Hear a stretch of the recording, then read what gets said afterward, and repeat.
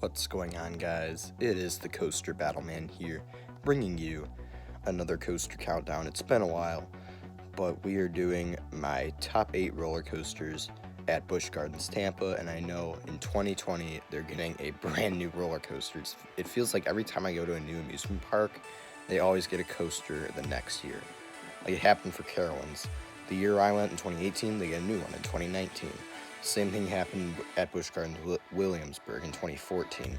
When I go there, it's 1 year before they add Tempesto.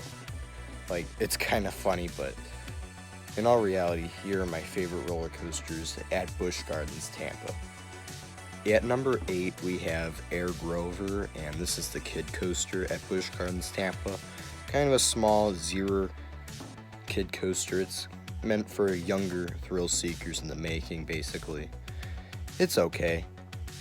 At number 7, we have Tigress, and this is the Premier Rides Skyrocket 2 model at Busch Gardens, Tampa. And it's the second one of these I've ridden, the other one being Tempesto at Busch Gardens Williamsburg, and I prefer Tigress over Tempesto.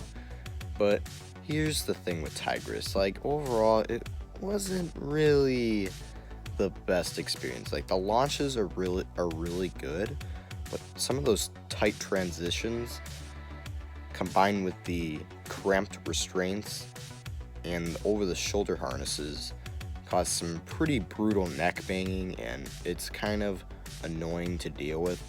I mean, one thing I'd say, lean forward, even though they say lean back, like lean a little forward and you probably won't get as much, but still it wasn't, I don't know, the launches were good. You had that inversion at the top of the ride that was really good. It was just a solid ride, but it wasn't as good as the ones up ahead on the list because of the restraints and the cramped trains. At number 6, we have Scorpion, and this is the classic Schwarzkopf looper at Busch Gardens, Tampa. It's the oldest coaster in the park that previously held to Python before it got removed. But Scorpion is a nice classic looping coaster. It has a pretty solid curved drop, a very intense vertical loop, and that final helix it has is pretty intense. And overall, this is, for a family coaster, it's fairly intense. It's really tiny and it doesn't take really any space at all, but Scorpion, it's a good ride. I like it. It's kind of intense. It's a nice ride to step up over Air Grover, and yeah, pretty good ride. At number 5, we have Cobra's Curse, and Cobra's Curse flat out is just a weird ride. You have the elevator lift hill, which is one of the coolest things on a roller coaster. Probably one of the best, if not the best lift hill I've ever been on. It's not like you're just climbing on a track to the top. An elevator is lifting you to the top, and then you see this giant cobra, and it looks like it's about to eat you or something. It looks so cool. And then after that, it goes into the insane forward section, the backwards section, spinning. This is just a weird ride. Cobra's Curse, it may not be the most memorable coaster at Busch Gardens, Tampa, but it is by far one of the weirdest rides there. At number 4, this may come as a surprise for some of you guys, but it's Montu, and you guys may be like, Coaster Battleman, why the heck are you putting Montu at number 4? This is like the best coaster at Busch Gardens, Tampa, or the second best coaster. And I originally thought that when I was there, but reflecting on it, it wasn't. Like,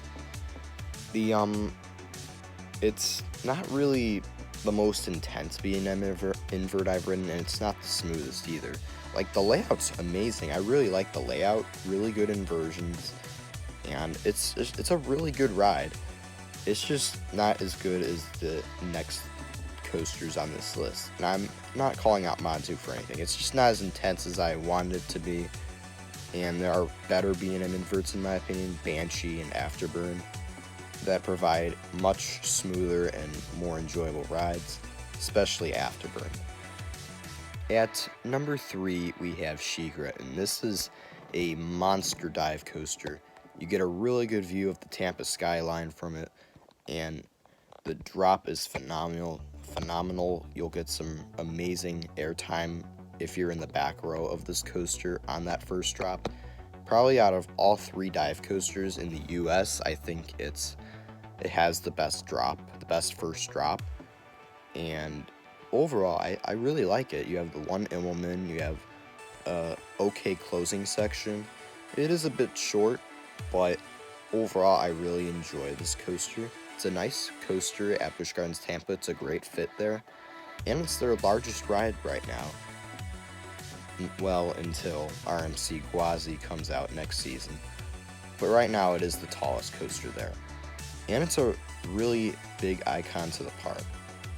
At number 2, we have Cheetah Hunt, and Cheetah Hunt is just a fantastic ride. I rode this coaster like a long time ago, like 8 years ago, back in 2011 when it was brand new, and I had a good ride. I enjoyed it, and this year when I came back, I loved it even more because I remember it a lot now.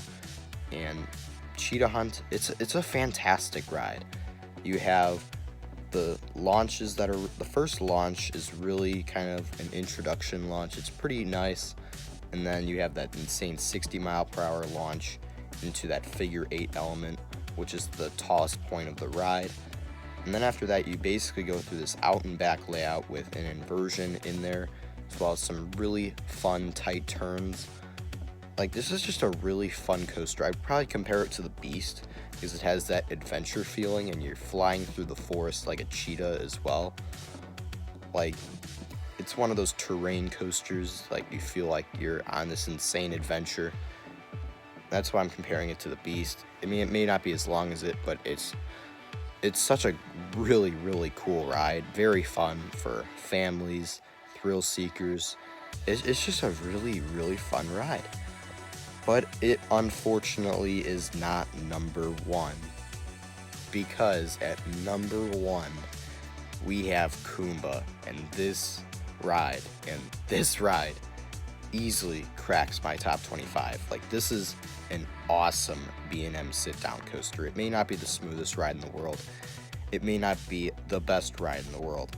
But I'm telling you, this is the best coaster at Busch Gardens Tampa currently. It has 7 fun inversions. That 0 G-roll it has, probably one of the best inversions you'll ever experience on a roller coaster. That vertical loop is pretty good as well. You have an interlocking corkscrew, cobra roll, and like overall, the elements on this coaster are very solid. Like, this ride, it continues to, like, here's the thing, the first ride I had on this, I rode in the front row, middle seat, and it was really smooth, but I thought it would be way more intense. But then I try row 8, and oh my gosh, this coaster gets so, and I mean so much better in the back row. This thing is just, whew, it's intense. It's just phenomenal in the back row. The inversions pack even more G-forces than before. It's just a phenomenal ride. Kumba, best coaster at Busch Gardens Tampa for now, because RMC Gwazi will probably be the best coaster in the park. And the good news is with Kumba, I didn't even need to wait at all for it. Like, it had no line, so I kept marathoning it for like 5 to 10 rides or something. And it was just a fantastic coaster. But that's all for this video, guys. That was my list. 8th place, Air Grover.